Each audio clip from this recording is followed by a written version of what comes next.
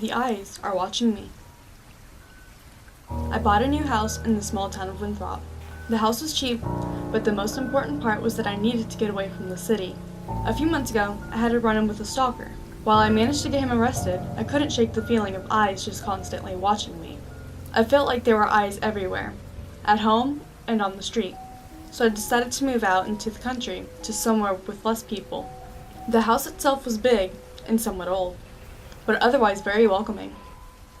The agent who introduced me to the house had been required to mention that a serial killer had lived there in the past, which is why the house was so cheap.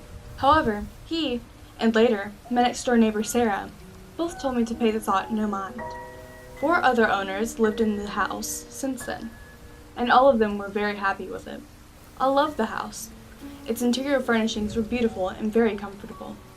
The people of Winthrop were friendly, often bringing over freshly baked pastries or inviting me over for dinner.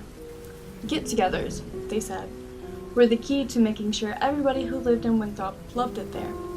Yet after a week, I stopped loving it. The feeling of someone watching returned, worse than before. I tried to ignore it, but soon started losing sleep. Big bags grew under my eyes, and I began yawning almost as much as I breathed. Sarah was kind enough to let me stay in her home for a few nights. It was during this time that I heard the legend of Forrest Carter, the serial killer who had lived in my house.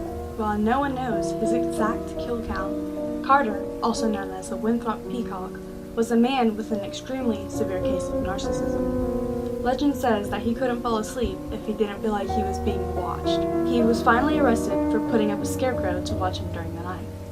Only it wasn't a scarecrow. Carter had murdered a 17-year-old girl just so her corpse could stare at him. This story gave me shivers, and after I went home, I felt like there were hundreds of pairs of eyes just watching me no matter how I turned. Today, however, was the first day that I acted out. I was cooking breakfast when I felt the eyes.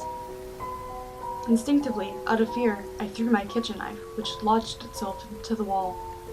As I pulled it out, I found myself staring at a pair of eyes, tickled and formaldehyde. I've been watching the police peel away the drywall of my house for hours now. So far, they found 142 pairs of eyes. The scariest thing is, each and every one was staring at me.